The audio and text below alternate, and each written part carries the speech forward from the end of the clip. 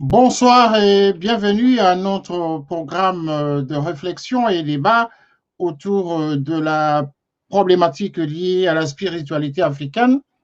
Et comme nous avons déjà déployé plusieurs émissions au courant de ce mois de janvier et jusqu'au dernier d'hier, enfin, dernière réflexion que nous avons faite hier soir, voilà que à travers différents téléspectateurs qui suivent à travers de cette chaîne Télé Saturne par les plateformes que nous avons mises en place, ainsi que ceux qui nous suivent en direct sur Canal 54 TV, chaîne qui est diffusée à travers le satellite panafricain ainsi que le bouquet africain d'Europe.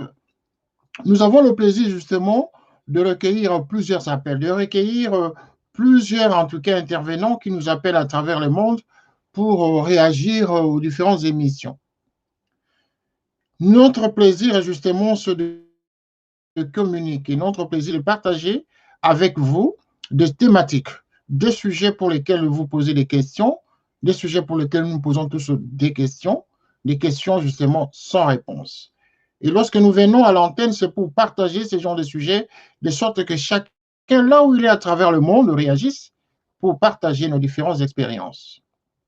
Voilà que sur cette question liée à Simon Kimbangu, nous avons justement poussé des gens à sortir de leur cachette et à exposer justement ce qu'ils ont connu, leurs expériences en tout cas, sur ce personnage. Simon Kimbangu, justement, a fait parler de lui depuis sa naissance, tel que nous l'avons dit. Nous l'avons dit plusieurs fois dans les différents écrits que nous avons consultés et les différents témoignages des gens qui l'ont côtoyé, notamment ses contemporains et ceux qui ont vécu de manière sérieuse avec ses proches. Mais ce qui nous amène justement aujourd'hui à faire cette émission, c'est parce que nous avons un témoignage à faire ce soir avec un invité qui est avec nous en direct. Mais cet invité, il n'est pas sur le continent européen, mais il est aux États-Unis. Cet homme, c'est un jeune militant, un jeune Congolais, un Congolais, pour ne pas aller à expliquer les choses autrement, mais c'est un Congolais justement qui a son témoignage. Ce témoignage est très édifiant que lorsque nous sommes en préparant cette émission, en tout cas, nous avons été touchés par son message et son témoignage sur Simon Kimbangu. Et donc, sans tarder, nous allons nous mettre en liaison avec notre invité qui s'appelle M. Valère Mangituka. Il est aux États-Unis et donc il a accepté de partager avec nous son expérience et également du message qu'il veut lancer justement à travers le monde et la diaspora africaine. Il est donc, Monsieur Valère, bonjour. Bonjour, Monsieur René. Bonjour à tes invités et les téléspectateurs.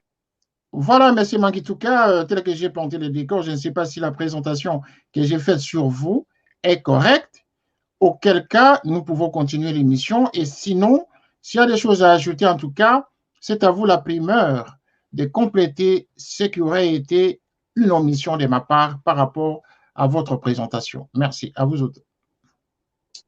Oh, merci. Je pense que tu as tout dit.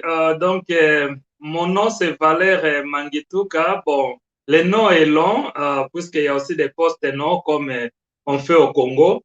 Mais je l'ai coupé juste Valère Mangituka. Je suis aux États-Unis et j'ai la responsabilité de la coordination, donc de présider la coordination de la communauté congolaise des États-Unis. Voilà, c'est ça l'essentiel de ce qui me concerne. En tout cas, d'échanger avec vous. Vous avez suivi Télé Saturne, vous suivez nos programmes en tout cas chaque jour, mais le plaisir a été pour nous justement de discuter avec vous, de partager votre expérience et de partager votre témoignage avec ceux qui suivent justement cette chaîne. Mais pour commencer, Monsieur Valère, vous êtes président de la communauté congolaise aux USA. En quoi consiste cette communauté congolaise? Quels sont les objectifs de cette communauté, Monsieur Valère? Pour commencer. Merci beaucoup pour cette question. Les objectifs de la communauté congolaise des États-Unis en cycle CCUS, c'est pour défendre les intérêts du Congo et du peuple congolais. Nous sommes des activistes et nous défendons les droits de l'homme au Congo en particulier, pour ne pas dire en Afrique. Et nous les défendons devant les autorités politiques américaines, devant les institutions internationales qui siègent ici aux États-Unis, devant les ambassadeurs des différents pays ici aux États-Unis, mais aussi nous défendons les intérêts du peuple congolais, donc les droits de l'homme, aux autorités congolaises. Nous leur rappelons de ce qui est de leur devoir pour le bien de ces peuples de qui ils prétendent être leurs dirigeants. Donc, notre travail, c'est l'advocacy, c'est la plaidoyerie pour les biens et la protection du peuple congolais. Voilà, c'est une organisation en tout cas intéressante pour aider justement les autres Congolais à s'intégrer également aux États-Unis. Mais qu'est-ce qui vous a amené justement pour revenir justement à notre problématique, enfin à notre thématique de ce soir, parce que vous avez lancé récemment un audio qui a circulé en tout cas à travers les différentes plateformes qui sont suivies régulièrement par les Congolais. Votre audio a circulé à travers le monde et également à travers notre chaîne de télévision. Et nous avons été interpellés justement par votre message. La première question, c'est de savoir si vous-même vous étiez kimbanguiste, parce que ce message relié justement concerne l'église kimbanguiste. Est-ce que vous êtes kimbanguiste, M. Valère? Non, je ne suis pas kimbanguiste. Je suis né catholique et grandi catholique. J'ai été séminariste externe à Saint-Jean-Marie-Vianney, derrière le stade du Peme, à Kinshasa. Je suis un fils de la paroisse Sainte-Monique à Kimbantseke et Christ médiateur à Selembao. Et quand je suis sorti du Congo, j'ai aussi fait d'autres églises, comme on le dit, parce que l'église catholique, nous les trouvons à l'étranger en train de dormir. Parfois, ça enlève un peu le goût là d'être encore catholique. Donc, on était parti dans d'autres églises. Et au moment où je parle, je suis membre de l'église des saints des derniers jours. Donc, je ne suis pas kimbanguiste. Vous n'êtes pas kimbanguiste, mais actuellement, vous vous retrouvez aux États-Unis. Et c'est ça qui va nous ramener justement à la thématique de ce jour, de cette émission. Vous êtes catholique et vous n'avez jamais été proche des kimbanguistes. Vous vous retrouvez aujourd'hui aux États-Unis, mais qu'est-ce qui vous rapproche aujourd'hui de la philosophie religieuse ou spirituelle de Simon Kimbangu? Vous avez dit tout à l'heure pendant la préparation de cette émission que vous avez eu des révélations. Et donc, vous avez des témoignages à faire autour de cet homme. Qu'est-ce qu'il en est au juste, M. Valère? Merci beaucoup, M. René. En fait, les révélations de la part de Dieu, les révélations de la part de Fumu Kimbangu, il y en a beaucoup. Mais ma vie a été touchée il y a plus de 15 ans maintenant. Quand j'ai eu la première vision, je parle ici d'une vision. Je ne parle pas d'un rêve, quelqu'un qui est en train de dormir et puis il fait les rêves. Je parle d'une vision, c'est-à-dire tu médites, tu lis la parole de Dieu, tu médites ou tu pries, et puis du coup, tu as la sensation que tu as perdu contrôle de tes propres pensées et tu as la sensation que tu es dans un autre monde, je peux dire, et puis l'image t'apparaît d'un homme. Donc, un homme qui était vêtu des étoiles et un homme qui a eu la couronne royale avec 4 étoiles et tenant dans ses bras un épée qui brillait, qui vibrait et qui s'est présenté comme étant Kimbangu.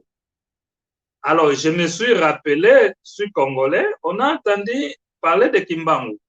Et il m'a parlé ce qu'il a voulu me dire. Mais ce que je peux dire en ce moment, c'est que c'est dans cette année que cette personnalité, je l'appelle personnalité par rapport au temps là, parce qu'en ce moment ici, je l'appelle autrement, mais puisque je fais allusion au temps là, cette personnalité m'a dit que tu partiras en Amérique. Oh, en fait, ce n'était pas le nom de l'Amérique.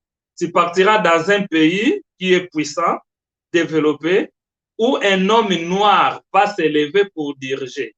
Et c'était ça le symbole. Et je me rappelle l'année 2008 où je suis arrivé aux États-Unis, 7 mois avant, et il m'a encore précisé que tu dois arriver avant les élections. Tes pieds doivent toucher les sols de ces pays avant les élections pour confirmer un symbole que ce noir gagnera. Et voilà comment il m'a aidé dans les démarches. Je te dis que je n'ai jamais payé un franc CFA puisque cela s'est passé en République gabonaise et je n'ai payé aucun franc CFA pour que je sois en Amérique. Je suis en Amérique. Ce sont les agences qui m'ont fait voyager et voilà. Donc, ça, c'est les premiers signes que je peux dire. Et donc, vous êtes arrivé aux États-Unis, mais Simon Kimbangu ne vous a pas lâché parce qu'il a encore réapparu en vous lorsque vous avez eu à vivre certains moments difficiles de votre vie.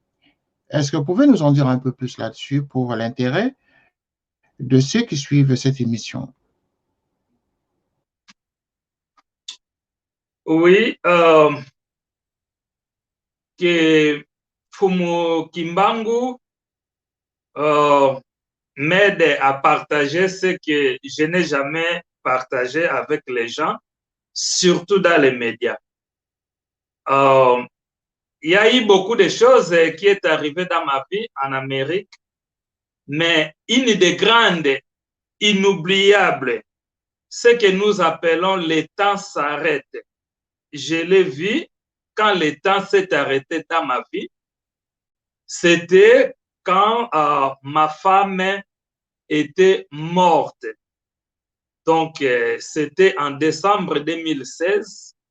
Le temps que nous, les activistes, on s'est concentré sur le problème du Congo pour qu'il y ait des élections libres et transparentes au Congo, eh bien, je suis retourné la nuit chez moi et j'ai trouvé ma femme en train de dormir et je n'ai pas voulu déranger ma femme, alors que ma femme était morte. Alors, je me suis réveillé le matin vers 5 heures. Oui, je pense bien, je voulais aller au travail. C'est comme ça que je vois que ma femme ne répond pas. Et son langue était sortie dehors, les yeux étaient déjà partis tourner. Et puis, j'ai appelé les urgences. Et les urgences sont venues et ils ont essayé de réanimer près d'1 heure du temps. Mais ma femme était déjà morte. Et donc, de là, la police était venue, on me posait beaucoup de questions. Vous savez, l'Amérique. Voilà, donc ta femme est morte, ils doivent chercher des drogues à la maison et beaucoup de choses et poser beaucoup de questions. Et c'est un policier anglais et il a compris que j'avais l'accent français. Donc, il a dit, OK, on appelle d'autres policiers qui parlent français. Et les policiers francophones sont venus, on a encore continué les investigations sur moi. Et donc, c'est comme ça que le moment était parti, il devait amener ma femme, le corps de ma femme et le mettre dans le morgue. Et c'est là où il y a eu un grand esprit qui est descendu à moi, qui m'a parlé que c'était le temps de prier. Et sans rien discuter, j'ai directement dit aux policiers, il est temps de prier, vous me laissez prier. Et les policiers aussi, avec le respect et la déontologie que je peux dire, ils m'ont laissé même l'espace de prier. Et je me suis agenouillé et j'ai prié. Et quand je me suis levé, quand j'ai dit Amen, et ma femme a repris la vie. Et c'est comme ça que les urgences, les personnels médicaux qui étaient avec ma femme dans notre chambre ont commencé à crier qu'elle est de retour, qu'elle est de retour, qu'elle est de retour. Alors, c'est là où elles devaient déchirer leur certificat de décès qui devait conduire le corps de ma femme dans leur mort. Et voilà, ça c'est une chose qui est venue dans ma vie. Et les docteurs ont fait leur pronostic à l'hôpital qu'elle ne devait pas retourner normale. Elle devait passer 6 mois à l'hôpital et puis elles ne savent pas. Il y avait beaucoup de pronostics, je peux dire. Donc voilà que à chaque fois il disait cela, moi je me rappelais de l'esprit là de Dieu qui m'a saisi à prier. Et je faisais des jeûnes pendant que j'étais avec ma femme dans les comas, comme on appelle ça. Et le miracle est que sur 6 mois que les docteurs avaient prononcé, ma femme n'avait fait que 2 semaines. Donc, elle a fait 2 semaines, elle est sortie du coma. Et l'autre 2 semaines, on était dans la réanimation, c'est-à-dire la réhabilitation pour l'aptitude physique et morale. Et c'est ça qui est arrivé. Alors, dans le contexte de Fumu Kimbangu, et ce qui m'a étonné, c'est que l'autre jour, il s'est révélé pour me rappeler cette histoire et me dire que c'est bien lui qui m'avait demandé de prier pour des raisons qu'il n'a pas voulu que je sois dérobé, que je sois dérangé, que je sois troublé et que je laisse ce que je suis en train de faire. Alors, il fallait qu'il intervienne. Et sinon aussi, le monde allait accuser de beaucoup de choses. Alors, je me suis rendu surpris de savoir que ce grand esprit, Fumu Kimbangu, Kimbangu, Ngumbani, Mbangu, il peut accompagner l'homme noir qui a quitté l'Afrique, même aux États-Unis, spirituellement. Et il peut veiller et il peut l'accompagner. Et c'est là où que je me suis troublé et je me suis saisi de cette puissance et grand esprit qui veille sur l'homme noir partout où il est. Voilà ce que je peux dire à ce stade-là. Donc, aujourd'hui, vous n'êtes pas, comme vous l'avez déjà dit à l'introduction de cette émission, que vous n'étiez pas kimbanguiste, rien de cela, mais que vous voulez justement manifester votre volonté de contribuer à certaines œuvres auprès de l'Église kimbanguiste. Comment vous est venue l'idée justement de lancer ce message audio justement pour la collecte de fonds et ces collectes de fonds devaient être destinées justement à la construction des activités au niveau de Nkamba. Qu'est-ce qui vous a motivé? Est-ce que c'est Kimbangu qui vous a encore révélé sa présence justement pour que vous alliez un peu plus loin dans la démarche qui vous a assignée? Oui, merci beaucoup encore pour ça. Comme tu peux le voir, c'est difficile d'imaginer une telle action, tu vas commencer comment, et c'est bien lui, le grand esprit qui veille sur l'homme noir partout où il est, Kimbangu, qui s'est révélé à moi le matin du 2 janvier 2021. Et il m'a dit, d'abord moi j'ai compris ça d'une manière personnelle. Il m'a dit, nous sommes entrés en 2021. Tu dois aller donner ton offrande en Kamba. OK? Et moi, je dis, il n'y a pas de problème. Mais moi, partir en Kamba, nous les activistes, partir en Kamba, ça c'est ma mort à l'aéroport d'Enjil. Et il m'a dit, oui, tu dois partir en Kamba et tu dois dire à d'autres Congolais, commençant par ce que tu représentes, ce que tu diriges, c'est-à-dire la communauté congolaise des États-Unis. Tu dois leur dire ces messages, que ceux qui veulent participer puissent participer. Il a dit, je vous invite à être debout pour le Congo et c'est-à-dire qu'il dit qu'il sait que nous sommes debout pour le Congo, mais nous sommes debout pour le Congo, nous sommes déconnectés. Nous sommes déconnectés. Et il a dit, l'occasion nous est offerte. Nous, la diaspora congolaise, l'occasion nous est offerte de faire l'offrande en Kamba. Et de là, nous serons connectés. Et nous resterons debout pour le travail que nous sommes en train de faire. Donc, j'ai convoqué la communauté congolaise pour leur communiquer les messages en question, pour voir d'abord comment ils vont percevoir cela et s'ils vont accepter. Et le comité a approuvé cela et la communauté aussi en général a approuvé cela, que celui qui a quelque chose à donner, il va donner, on va mettre ça ensemble et une délégation va descendre en Kamba, au Congo central, pour déposer l'offrande de la diaspora congolaise. Et le message ajoute que même d'autres Noirs qui veulent participer peuvent participer. Parce que c'est du Congo qu'il y aura beaucoup de choses au départ pour l'homme noir. Donc, ce message est vraiment pour tout l'homme noir, pour tout Africain qui veut participer à l'offrande qui nous est recommandée de déposer en Kamba, dans la province du Congo central, en RDC, qu'ils puissent faire cela, qu'ils puissent nous contacter.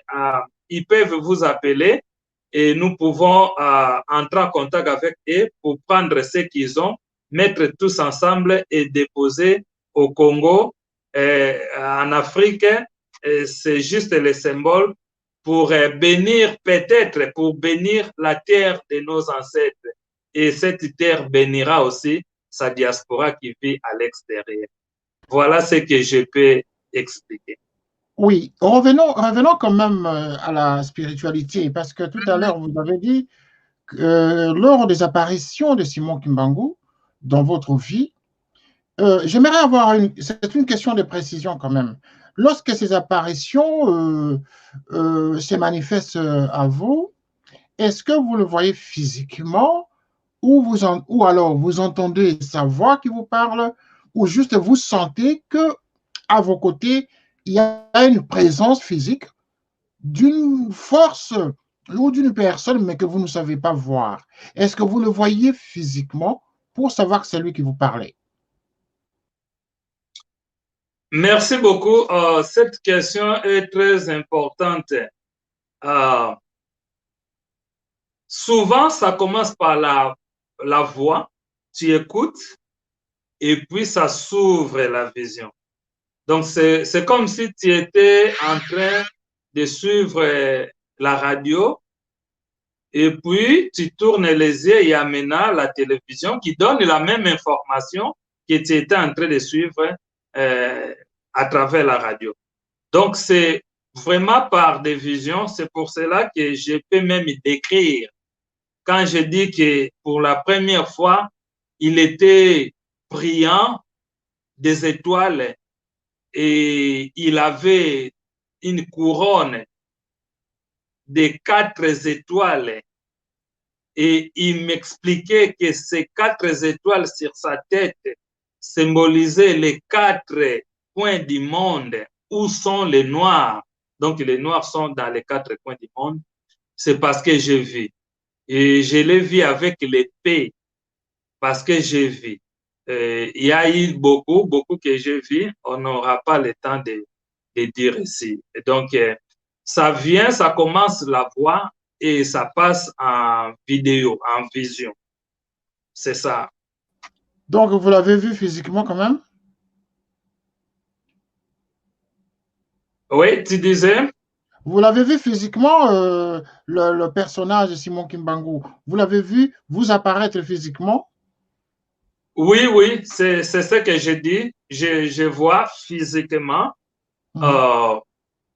Je peux donner l'autre exemple. L'autre jour, je communiquais en tant que chrétien. Je lisais la parole de Dieu. Je me rappelle, je lisais à l'Acte des Apôtres 8, 9 à 19, l'Acte des Apôtres 8, 9 à 19 jusqu'à 20. Il y avait l'histoire d'un homme riche qui voulait acheter l'autorité de Dieu, la prêtrise de Dieu, le pouvoir de Dieu, qui pensait qu'il va l'acheter avec son argent. Donc, j'ai médité sur ces passages et je demandais, puisque les passages concernaient la foi chrétienne qui est basée sur Jésus-Christ, alors j'ai demandé que le Christ puisse me donner le témoignage de Kimbangu. C'est ce nom qu'on nous parle et puis que moi, je vois, mais je suis chrétien. Mais est-ce que lui, Jésus-Christ, peut me porter le témoignage de Kimbangu?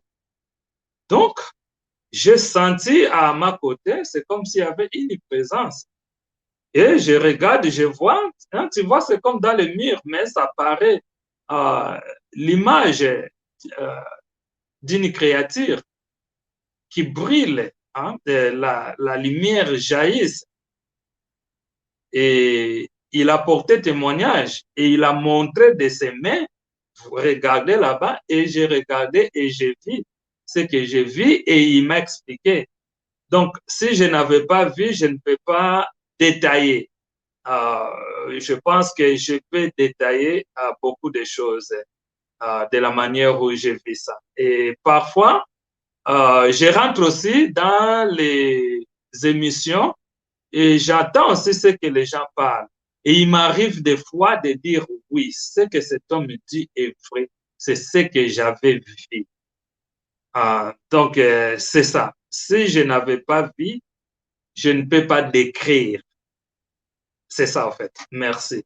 Alors, lorsque vous suivez nos émissions, vous regardez que la thématique que nous développons à travers nos médias ici concerne la problématique justement de savoir si Simon Kimbangu était Dieu ou prophète.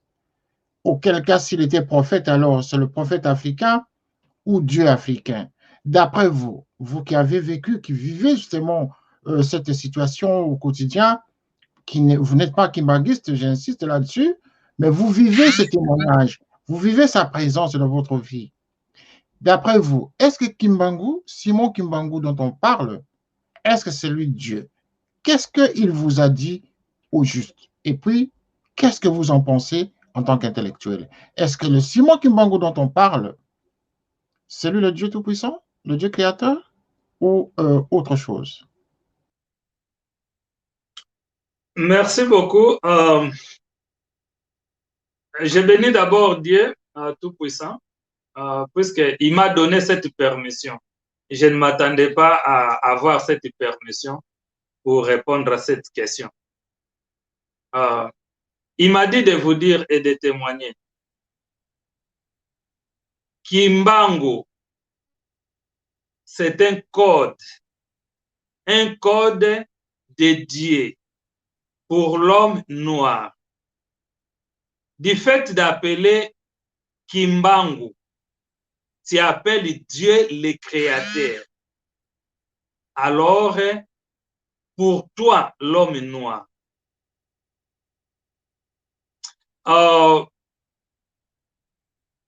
il me donne une invitation à partager avec ceux qui vont nous suivre. C'est que les moyens les plus fiables pour vous qui sont en train de nous suivre, c'est de demander à votre croyance. C'est-à-dire, si tu es chrétien, tu pries Jésus-Christ. Il faut prendre ton temps dans ton intimité de prier Jésus-Christ et de lui demander de te porter le témoignage de ce que c'est Kimbangu. Demandez à Jésus-Christ si lui, il connaît Kimbangu. S'il connaît Kimbangu, Kimbangu est qui? Et si vous recevez la réponse, peut-être même la vision audio, c'est-à-dire vidéo, que le Christ pourra vous montrer, alors appelez même le frère René dans les médias, comme ça,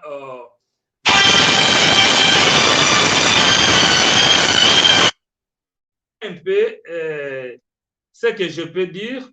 Je dis que Kimbangu, c'est le code. Il y a ce qu'on appelle à Kikongo, langue du Congo, Makuku Masato. C'est-à-dire ces trois divinités qui représentent la source des pensées de Dieu.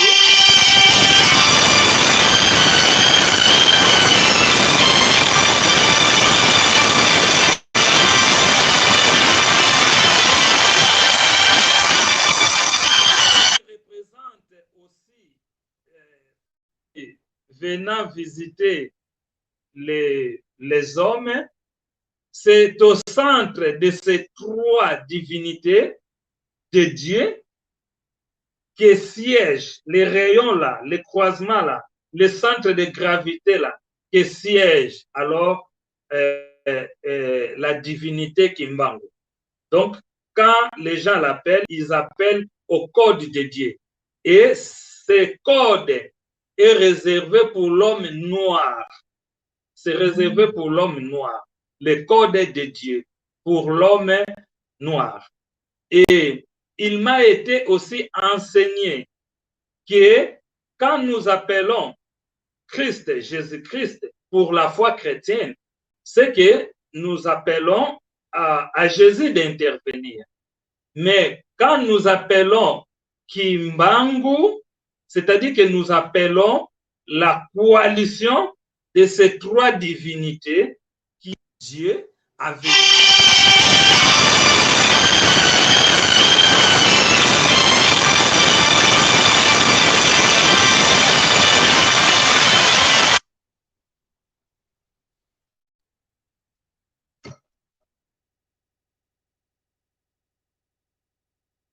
Voilà un peu. Voilà, nous avons été dérangés par ces différentes perturbations en tout cas, mais néanmoins, la plupart des gens ont suivi, ceux qui nous suivent pour le moment. Ça, c'est une émission que nous avons préparée de manière spontanée en tout cas. Nous n'avons pas eu le temps d'en faire une grande préparation parce que M. Mangituka, que vous suivez pour le moment, il est aux États-Unis et suite aux différentes émissions que nous avons faites sur la problématique de Kimbangu, s'il était Dieu ou prophète africain, voilà, lui, il a réagi.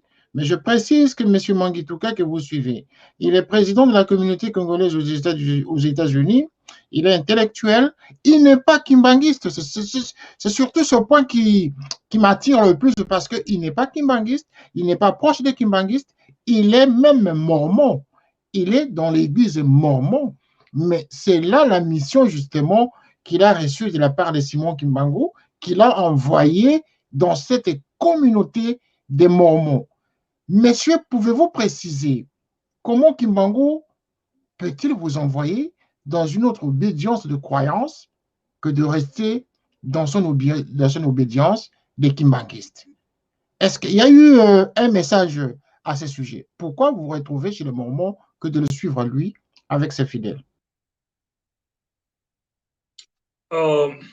J'ai perdu un peu de volume à cause des appels qui rentrent et qui sortent. Je cherche un peu.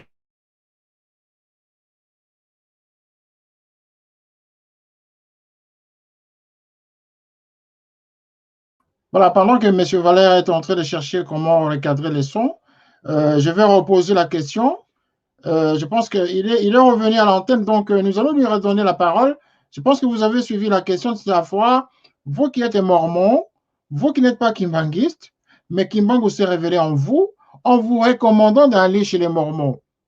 Au lieu de vous recommander d'aller dans la communauté des kimbanguistes, est-ce que ce message, en tout cas dans les oreilles des kimbanguistes, comment vaut-il comprendre cela?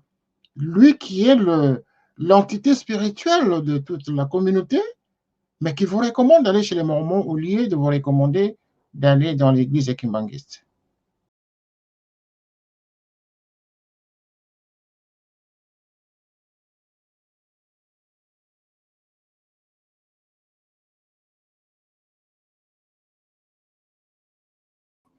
Nous vous avons perdu, messieurs, nous vous avons carrément perdu, nous n'avons plus le son. C'est dommage que nous avons perdu le son de M. Valère Mangituka. Nous allons essayer de le reconnecter encore. Oui, je disais que les choses de Dieu ont un secret et c'est parfois différent des choses physiques de la terre. Pour bien comprendre les choses de Dieu, il faut aimer ça et après tu vas bien comprendre ça. Et la différence c'est que sur la terre, dans notre vie, pour bien comprendre la personne, nous ne commençons pas à aimer d'abord la personne, nous commençons à comprendre la personne avant de l'aimer. Donc, à ce qui concerne les choses de Dieu, les gens doivent d'abord l'aimer et ensuite ils vont bien les comprendre. Et il y a une chose aussi que Fumu Kimbangu a dit, il n'est pas religion, lui n'est pas une religion, hein? Il n'est pas une religion. Lui, il est une spiritualité. Donc, si nous nous basons sur la religion, nous serons confondus parce que les religions, il y en a tellement beaucoup, et les religions, c'est plus l'homme, la philosophie et l'intelligence de l'homme, tandis que la spiritualité, c'est la révélation, c'est la lumière qui guide, et la spiritualité, c'est l'unité. Je sais une chose, que beaucoup de nous, nous sommes nés de mères. Nous avons fait 9 mois dans le ventre de nos mères. Il y a eu un Dieu qui s'est communiqué avec nous et il nous a créés et nous a donné notre souffle de vie. Donc, nous sommes venus par nos parents sont venus par leurs parents et nos parents sont venus par leurs ancêtres. Donc, si nous voulons bien servir Dieu, je pense que en commençant à chercher ce Dieu qui nous a créés dans le ventre de nos mères et nous a fait sortir en nous donnant le souffle de vie, je pense que nous ne serons pas confondus. Parce que dans ces ministères, il y a maintenant la spiritualité. C'est pour cela que Kimbangu a dit, il est dans la spiritualité, il n'est pas dans la religion. Cela ne veut pas dire que il ne reconnaît pas la religion kimbanguiste, mais ça veut peut-être dire que si nous nous basons sur des religions, puisque les religions sont aussi connectées avec les politiques, avec les finances, nous risquons de longtemps dormir que de sortir. Alors que si nous nous basons sur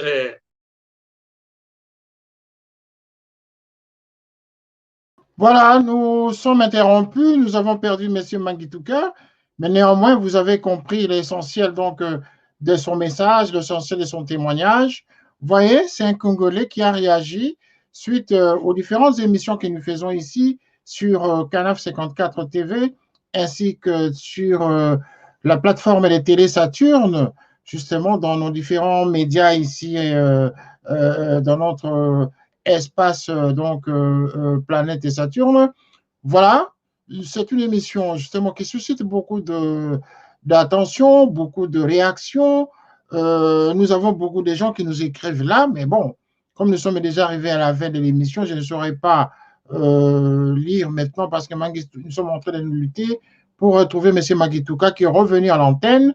Donc, je vais lui redonner en tout cas la parole pour qu'il nous dise justement il était sur un fil conducteur tout à l'heure de nous expliquer la spiritualité de Simon Kimbangu, qui avait expliqué justement qu'il était apparu en disant que lui n'était pas religieux, mais plutôt spirituel. Donc, il est plutôt dans la spiritualité que dans la religion. Mais la question, monsieur Magituka, vous êtes de retour en tout cas à l'antenne. La question, c'est de savoir ici pourquoi il ne vous a pas recommandé dans l'église kimbanguiste alors que vous vous retrouvez chez les Mormons. Est-ce que ça a un sens? Moi, c'est à ce niveau-là que réside ma question. Merci. Merci beaucoup.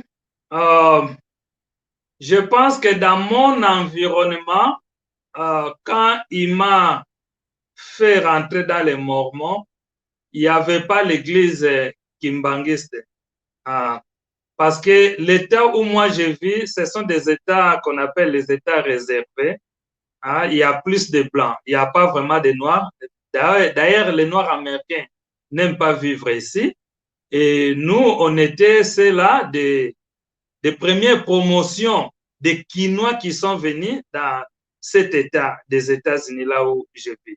Et c'est pour cela même qu'à notre arrivée, il y a eu le boom d'ambiance. Donc, moi qui ne buvais pas la boisson chez moi en Afrique, au Congo, j'ai commencé à boire la boisson. Et moi qui ne faisais pas d'autres choses, j'ai commencé à le faire, alors que ce sont des choses qui ne rendaient pas gloire à Dieu. C'est-à-dire, ce sont des choses qui dévient quelqu'un du chemin tracé. Alors, c'est comme ça que lui, dans sa divinité, dans sa grandeur, a vite vu qu'il fallait me mettre quelque part. C'est comme s'il me protégeait. C'est comme s'il me gardait. Mais aussi, il y a eu aussi des intérêts à me mettre là-bas parce que en partant là-bas, je ne pouvais plus faire ce que j'étais en train de faire. Je ne pouvais plus boire des alcools. Je ne pouvais plus continuer à avoir des copines, tu vois. Donc, il m'a protégé. Et il sait pourquoi il a fait ça. Et je pense que quand il m'a expliqué, j'ai vite compris qu'il avait raison. Parce qu'on était déjà dans l'ambiance, on organisait des fêtes chaque week-end. On appelait ça à l'occasion de rien. Si tu cherches un quinois, parce que je dis que nous étions des 3 premières promotions de quinois qui sont venus dans notre État. Un quinois dans notre État, il va te dire l'époque là, on organisait des fêtes et on appelait ça l'occasion de rien. Alors on faisait tout là-bas. Alors c'était un peu comme la porte d'entrée de Sodome et Gomorrhe. Et Fumu Kimbangu s'est décidé de m'orienter autrement, au fait, pour m'enlever un peu de l'environnement qui pouvait me détruire. Donc voilà les explications que j'ai eues après de la part de ces révélations. Et vous-même aujourd'hui, oui, bon, je comprends que vous êtes toujours mormon, mais Simon Kimbangu ne vous a pas encore recommandé de quitter cette assemblée.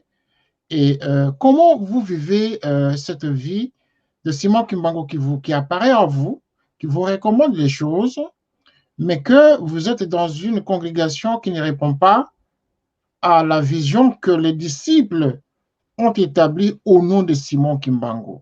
Comment vous vivez ce paradoxe-là?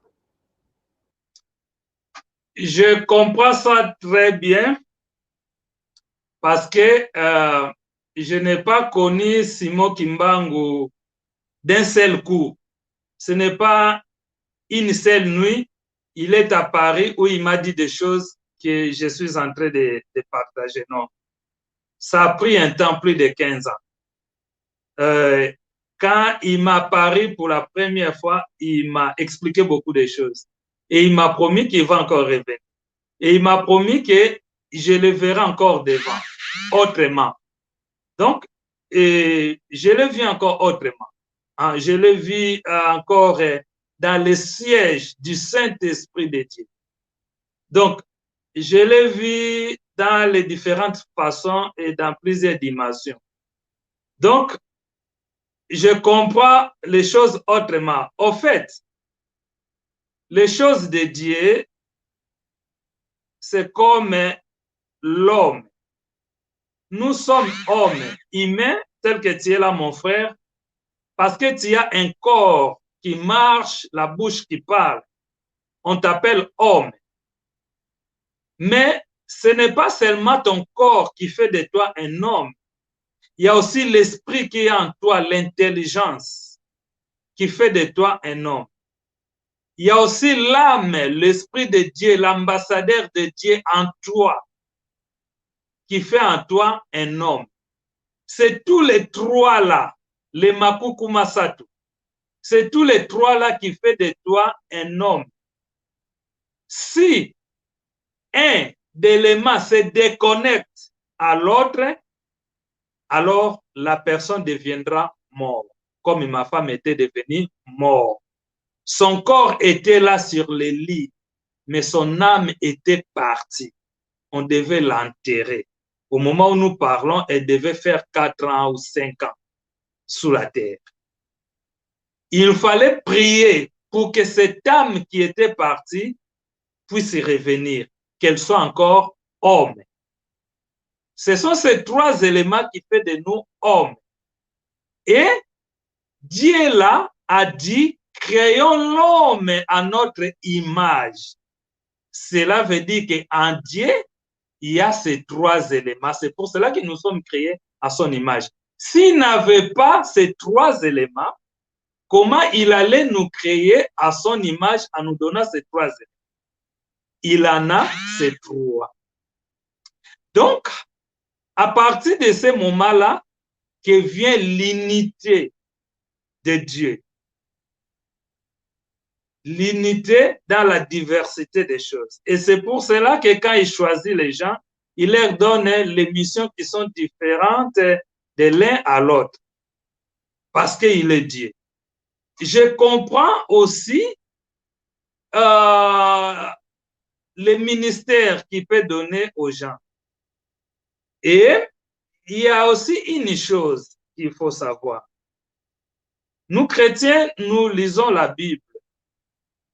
Mais on ne peut pas aussi être ignorant que quelque part, il y a eu d'autres pratiques qui faisaient partie des traditions, mais dont ceux qui ont écrit la Bible, puisque eux aussi ils croyaient à ça, leurs textes sont rentrés dans la Bible.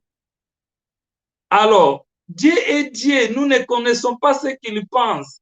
Il est tellement grand, illimité, on ne peut pas lui donner une forme physique déterminée.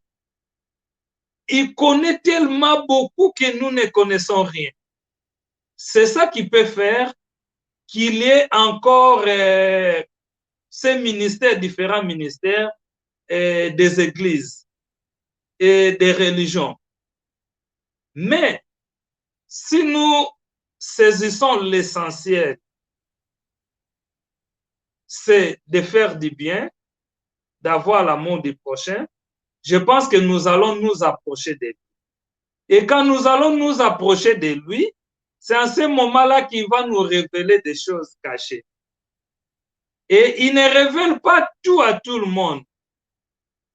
Il révèle certains par rapport à des missions qui leur sont données. Donc, j'étais devenu mormon. Oui, il y a l'église kimbangiste aux États-Unis, mais je ne les vois pas vraiment là où ils peuvent siéger. Dans chaque État, c'est difficile. Mais Kimbangu a dit que ce n'est pas d'abord la religion qui compte à lui. Il n'est pas religion. Il est spirituel. Il est Dieu dans sa grandeur. Donc, si je lui limite en termes de religion, je risque de perdre. Parce qu'en fait, la spiritualité te révèle des choses cachées parce que tu es franchi. Et la religion te fait lire les Écritures que tu peux bien comprendre, peut-être aussi vérifier. Donc, c'est un peu ça. Je sais que un jour, je vais retourner au Congo. Et je sais que j'irai visiter mes frères et sœurs qui prient dans l'église kimbangiste. Et nous allons célébrer l'œuvre de Dieu sur l'homme noir. Donc, c'est ça, au fait, qui a fait la jalousie à l'homme blanc pour que ce Kimbangu soit arrêté. Et malgré qu'il était arrêté, il a démontré qu'il n'était pas un homme physique, mais il était en mission à un homme physique. Donc, voilà un peu ce que je peux dire en ce moment, mais nous aurons le temps avec l'aide de Dieu pour continuer.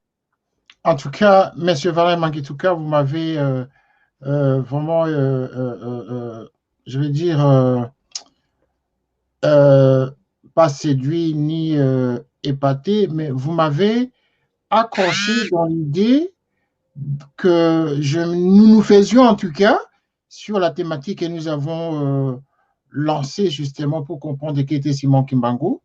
Et c'est depuis le début de ce mois de janvier de 2021 que nous avons commencé justement à interpeller nos consciences, à interpeller les Africains, à interpeller les Congolais, à réfléchir sur cet homme. Voilà que ça n'a pas tardé, au bout de quelques émissions, vous réagissez en faisant ce témoignage. Et je le répète encore une fois, vous qui n'êtes pas kimbanguiste, mais Kimbangu vous assiste, Kimbangu a fait des miracles en vous, Kimbangu a fait des miracles dans votre famille.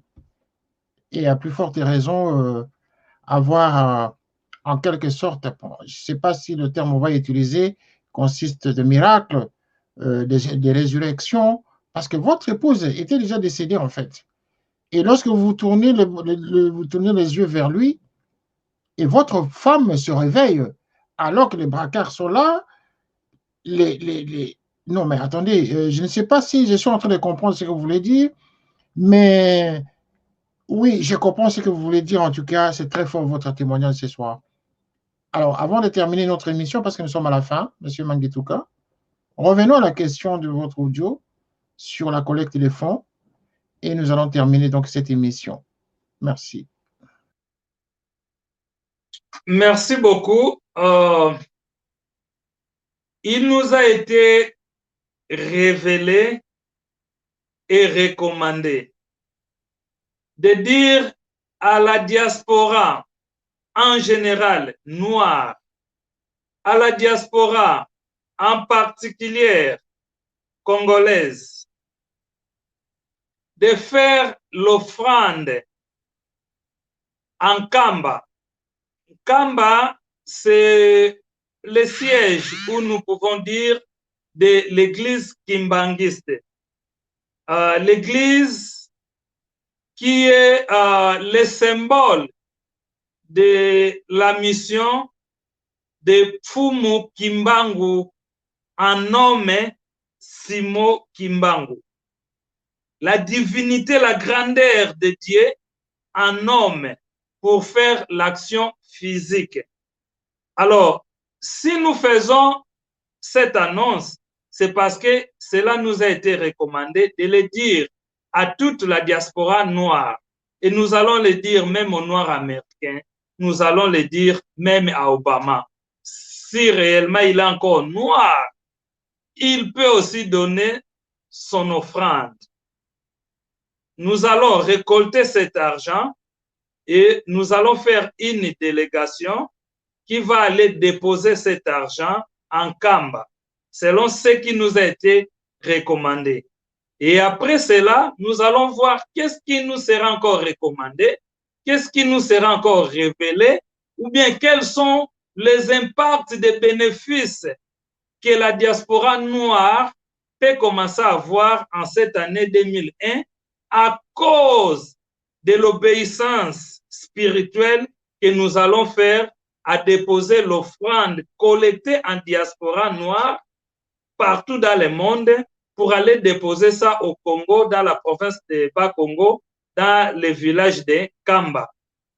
Donc, je rappelle à toute la diaspora noire et congolaise en particulier, vous avez le contact de notre frère René, vous avez mes contacts, si je peux les répéter, mon numéro WhatsApp c'est simple, plus 1 D0D 393 95 94. Plus 1 D0D 393 9594. Textez-moi si vous voulez m'appeler le dimanche, je suis disponible, je ne sors pas, je ne travaille pas. Et nous allons collecter les fonds. Tout ce que nous allons trouver, là, je sais que nous avons déjà 700 $ venus de 2 personnes. Si nous aurons plus que cela, tout ce que nous pouvons trouver, nous allons faire une délégation qui va aller déposer. Vous pouvez prendre la question, pourquoi pas envoyer, mais aller déposer, parce que moi aussi j'ai posé cette question. On m'a dit que la radio n'est pas la télévision. La personne qui part, c'est la personne qui reçoit la bénédiction. Donc, on doit aller donner. Et voilà, et les frères René et peut-être aussi d'autres journalistes dans la diaspora peuvent aussi nous aider à relayer les messages et récolter ces fonds d'offrande. Et dans ces fonds d'offrande, les gens peuvent décider. Par exemple, si tu envoies 100 €, tu peux dire que je mets 80 € justement pour l'offrande et je mets 20 $ pour soutenir la mission. C'est-à-dire, la délégation peut acheter quelques billets d'avion pour les gens qui vont voyager. On a besoin que les gens voyagent, qui partent là-bas, qui touchent la terre de nos ancêtres. C'est de ces ancêtres-là que sont venus nos parents et c'est de nos parents que nous sommes venus 19 mois dans leur ventre et Dieu nous a donné notre souffle de vie. S'il y a un secret dans Dieu, nous devons d'abord commencer à définir ces secrets créatrices de la matrice de la maman d'où nous sommes sortis. Voilà, c'est le symbole de la terre de nos ancêtres. Allons-y bénir ça avec notre offrande qui nous a été recommandée et nous croyons que la diaspora noire sera aussi bénie et nous ne savons pas les impacts et les résultats de ce qui sera cette bénédiction. Voilà, je dis merci à mon frère René. Voilà, en tout cas, nous sommes arrivés à la fin de l'émission, mais j'ai beaucoup de questions à vous poser. Mais déjà, je vais quand même rentrer dans votre bouche pour corriger le lapsus de tout à l'heure où vous avez dit 2001, mais il s'agit de 2021. Nous sommes en 2021. Et voilà, parce que les gens suivent cette émission, ils vont peut-être confondre, mais sinon, il s'agissait de 2021. Mais nous sommes à la fin de l'émission. Monsieur René, sans pourtant te couper, c'est une bénédiction pour toi de corriger ça. Parce qu'au fait, le 2001, janvier, c'est l'année où j'ai laissé l'Afrique, j'ai laissé le Congo. Et aujourd'hui, ça fait 20 ans. Et donc, voilà pourquoi l'année 2001 me revient, parce que c'est l'année où j'ai laissé le Congo. Et Dieu veut que nous puissions retourner au Congo en 2021, 20 ans après. Merci beaucoup, que Dieu te bénisse. Voilà qu'en 1921, c'est le début de l'œuvre de Simon Kimbangu. qui va totaliser justement 100 ans au mois d'avril, n'est-ce pas? Oui. Ben voilà. Et donc, avant de terminer quand même l'émission, j'aimerais que vous nous disiez en un mot, parce que vraiment, on a déjà dépassé le timing. Vous avez répété tout le temps, on nous a recommandé, on nous a recommandé. Qui vous a recommandé de faire ce travail-là? En peu de mots, hein, parce que nous avons déjà dépassé le temps de l'émission. C'est l'Esprit de Dieu qui nous a recommandé, l'Esprit de Dieu créateur Kimbangu, que le Christ a porté témoignage. C'est lui qui nous a recommandé. C'est Fumu Kimbangu. Eh bien voilà, vous avez répondu, Monsieur Valère. Je ne sais pas comment je peux vous dire, hein. C'est les téléspectateurs justement qui vont en juger. J'ai fait mon travail de journaliste pour transmettre l'information. Vous êtes en tout cas les bienvenus dans notre média.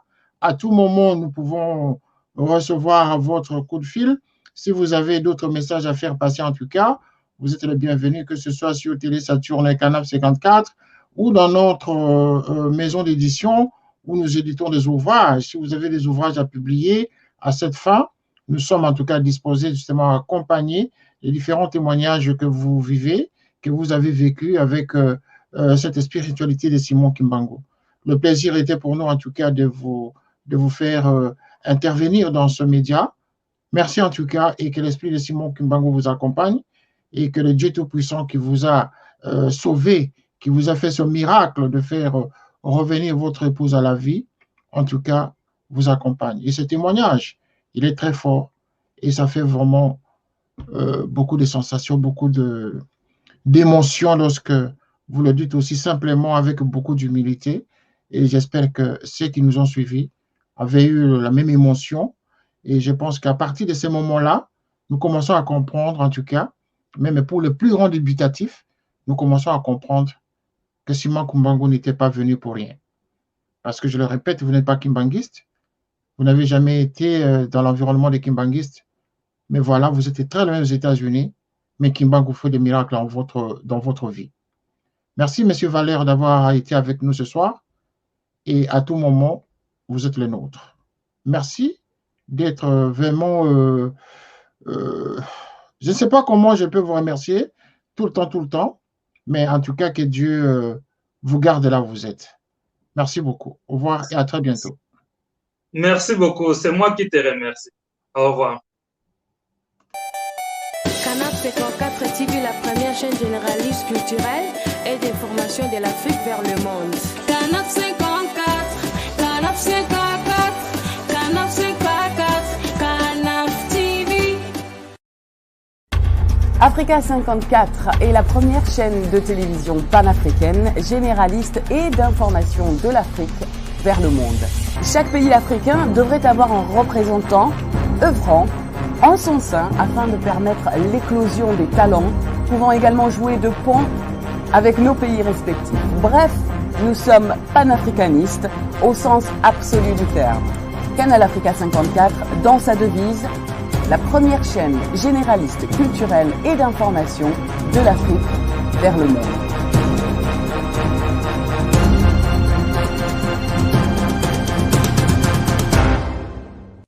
Canal Africa 54 will give to Africans and Afro-Caribbean what they have long been waiting for, expression of their own voice alongside the Western media and elsewhere in the globe. We aim to make the channel professional, sophisticated, contemporary. This channel will offer to viewers a unique experience in digital broadcasting. Our broadcasting and creative departments are dedicated towards having a constant flow of interesting and exciting programs. By using the most sophisticated methods of production, we aim to provide programming which is second to none, developing and enhancing the digital TV services throughout interactive mediums.